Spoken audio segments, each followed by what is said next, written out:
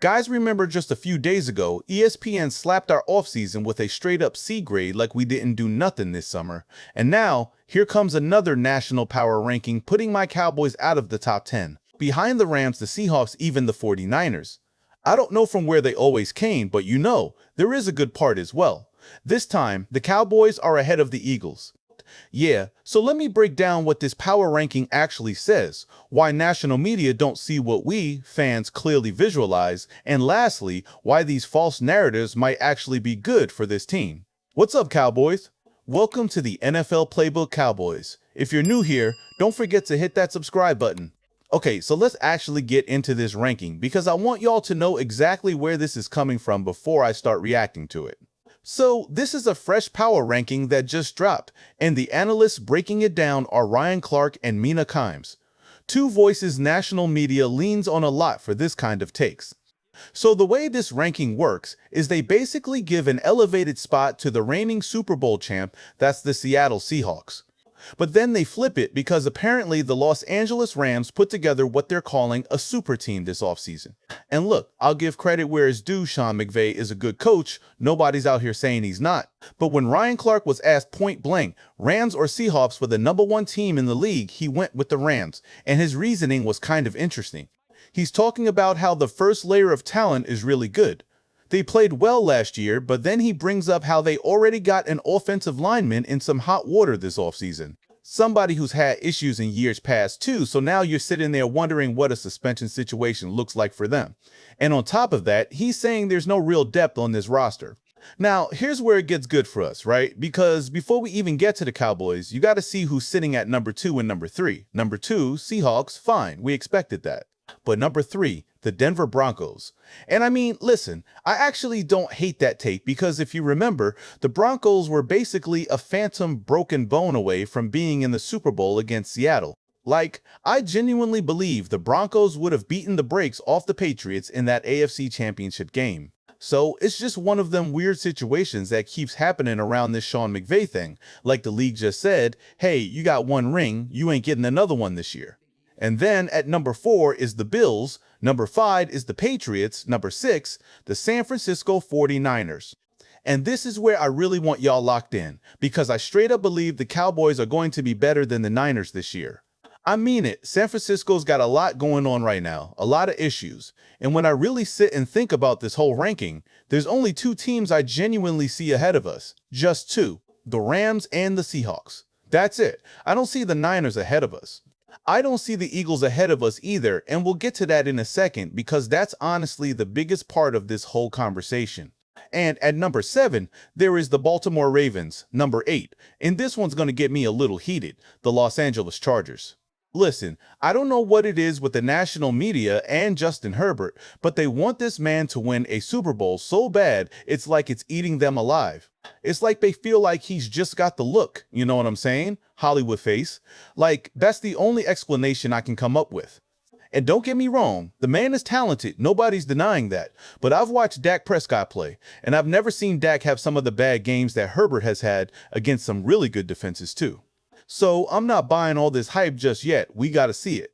Then number 9 is the Houston Texans, and that means CJ Stroud is gonna have to take another step forward this year.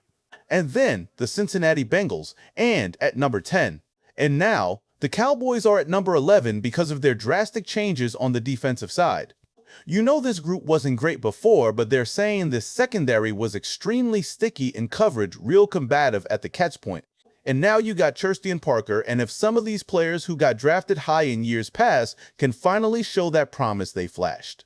And if the front office adds some more juice at that non-pass rushing spot in the middle of the D-line, this defense could genuinely be really good. It doesn't even need to be great, just consistently average, and this team takes off. Okay, now let's get to the part I really want to talk about, the Eagles matchup, because this is honestly going to be one of the more interesting divisional battles in the whole league this year. You got one team, the Cowboys, with a legit top 5 offense, and you got the Eagles, who everybody agrees has a top 5 defense. But there's real questions on the other side of the ball for them. So, who's actually better? And when Ryan Clark was asked this directly, he said, the Cowboys, straight up. And listen, this ain't even bandwagon talk from me. I genuinely believe that even as we're currently built right now, we are better than the Philadelphia Eagles. Think about it. We whooped them last year, and that was with Matt Eberflus's defense calling the shots. So now ask yourself, how much better should we be this year with Christian Parker running a better system, better overall talent on that side of the ball? And Christian Parker bringing a lot of the same knowledge that guys like Vic Fangio operate with. How much better should we realistically be? I don't see the Eagles being ahead of us. I really don't. I know a lot of national voices are going to disagree with me, but I stand on that. And honestly, some of the comments during this whole discussion were saying the exact same thing I'm feeling. Okay, now let me talk about why this whole defensive transformation actually matters, because there's a real conversation happening about fit. Bringing in a defensive coordinator who's got that much knowledge of what Philadelphia was doing on the back end with those almost perfect puzzle pieces, that's a big deal. The question is, can he come in and completely change what we saw from this defense last season? And you got to factor in DeMarvion Overshown getting a full healthy offseason after going through rehab last year. That's huge for us. Can Rashawn Gary bring some of that outside pressure we've been missing? Because if all these pieces come together the way people think they can, the comparison being made is that our defense could end up in the same tier as the Bengals defense, like they're almost the same team on paper, running similar style offenses, similar linebacker weaknesses on both sides. It's wild how close that comparison actually is. And then you add in the offensive side of things. George Pickens is fully healthy and locked in with CeeDee Lamb, and from what's being said, he's out here saying he hasn't felt this good or this healthy in 2 years. That's exactly what you want to hear at this time of year. So, when you put the offense and the defense together like that, I genuinely believe this team can be really competitive. And that's exactly why I've got us ahead of the Eagles, not behind them like the majority is saying. So the point is, national media keeps doing this every single year. First, it's a C grade offseason from ESPN. Now it's a power ranking that's got us buried outside the top 10 behind teams like the Rams and the Seahawks teams that honestly, when you break it down like we just did, still got real question marks of their own. And I think that's exactly why this works in our favor. Nobody's talking about us. Nobody's putting that pressure or that spotlight on this team right now, and that's exactly the kind of environment where the Dallas Cowboys have historically shown up and shut people up.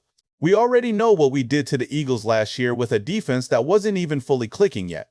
Imagine what this version of the team does with better continuity, better health, and a defensive mind that actually fits what we're trying to build.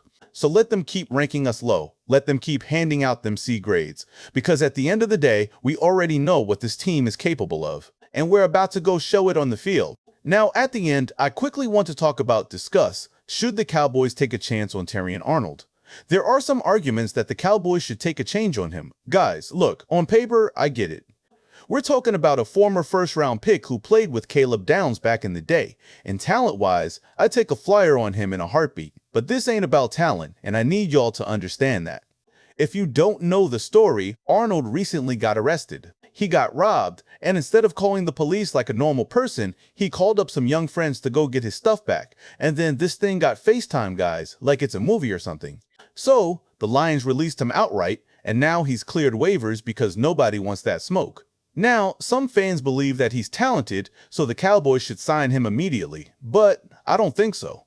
Look at the Eagles. They just moved on from A.J. Brown for that exact reason. The Lions cut Arnold for that exact reason. Talent doesn't mean nothing if it wrecks what you're building in that locker room. And honestly, that's what gets me the most, because this Cowboys team right now, we finally got our culture right. We don't got infighting no more. We don't got dudes running around messing things up behind the scenes. Offense, defense, coaches, front office, everybody's finally pulling in the same direction. George Pickens has been a model citizen all offseason, and people wanted to compare him to guys like Terrion Arnold, and that's just not fair, because George Pickens isn't been in these kinds of situations, not even close. And we have enough talent already stacked, so why would we go bring in a headache, guys, when we're having the quietest, most successful dead period we've had in years?